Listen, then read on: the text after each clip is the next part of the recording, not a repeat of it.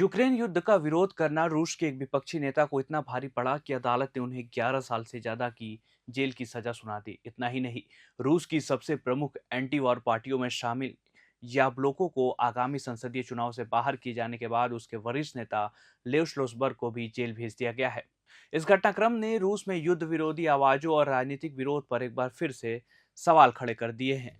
लेव श्लोसबर्ग रूस की उदारवादी विपक्षी पार्टी याब्लोको के डिप्टी चेयरमैन हैं। 17 अगस्त 2026 को प्लस्को की एक अदालत ने उन्हें 11 साल और 1 महीने की सजा सुनाई है। अदालत ने उन्हें रूसी सेना के बारे में कथित तौर पर गलत जानकारी फैलाने और सेना को बदनाम करने से जुड़े मामलों में दोषी ठहराया।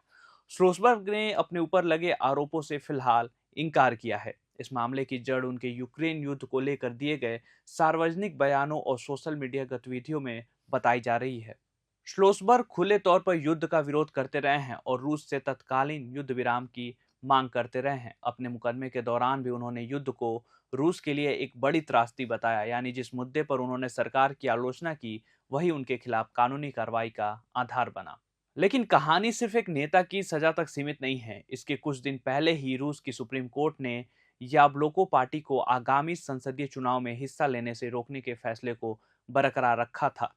याब्लोको रूस की उन गिनी चुनी राजनीतिक ताकतों में है जो खुले तौर पर यूक्रेन में युद्ध खत्म करने और बातचीत के जरिए समाधान की वकालत करती रही है। यानी एक तरफ पार्टी को चुनावी मैदान से बाहर कर दिया गया है तो दूसरी तरफ उसके एक प्रमुख नेता को 11 साल से ज्यादा की जेल की सजा मिल गई है।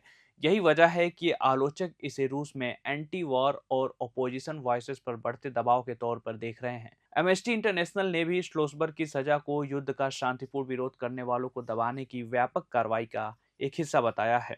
और अब इस पूरे घटनाक्रम को रूस में होने वाले सितंबर 2026 के संसदीय चुनाव के संदर्भ में भी देखा जा रहा है। चुनाव से पहले एंटी वॉर नेताओं और उम्मीदवारों पर कार्रवाई की खबरें लगातार सामने आ रही है।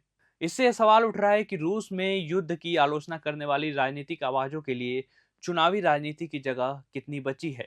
इससे पहले भी याब्लोको के एक और वरिष्ठ नेता मैक्सिम क्रूगलो को युद्ध से जुड़े सोशल मीडिया पोस्ट के मामले में 7 साल की जेल की सजा सुनाई जा चुकी है।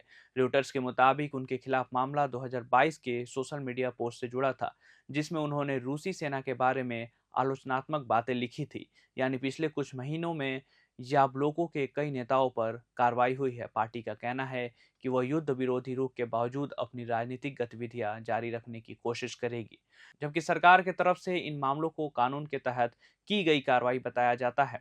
अब सवाल सिर्फ लेव श्लोसबर्ग की सजा का नहीं है। सवाल यह है कि क्या रूस में यूक्रेन युद्ध के खिलाफ राजनीतिक आवाज उठाने की कीमत अब जेल और चुनावी प्रतिबंध बनती जा रही है। फिलहाल तस्वीर यही है कि एक तरफ युद्ध जारी है तो दूसरी तरफ रूस के भीतर युद्ध विरोधी राजनीतिक आवाजों पर कार्रवाई बढ़ती दिखाई दे रही है। लेव श्लोसबर्ग को 11 साल और 1 महीने की सजा मिल चुकी है। याब्लोको को आगामी संसदीय चुनाव से बाहर रखा गया और पार्टी के दूसरे नेताओं पर भी पहले कार्रवाई हो चुकी है। अब आगे देखना होगा कि श्लोसबर्ग की अपील और याब्लोको की कानूनी चुनौती का क्या नतीजा निकलता है और रूस में युद्ध को लेकर असहमति की आवाजों के लिए आने वाले दिनों में कितनी राजनीतिक जगह बचती है। वैसे आपका क्या कहना है इस मुद्दे पर, हमें अपनी राय कमेंट में जरूर बताइएगा। आप देख रहे हैं प्रभात खबर डिजिटल, मेरा नाम है सौरभ शुक्ल। धन्यवाद। प्रभात खबर .com, विश्वास वही, रफ्तार नहीं।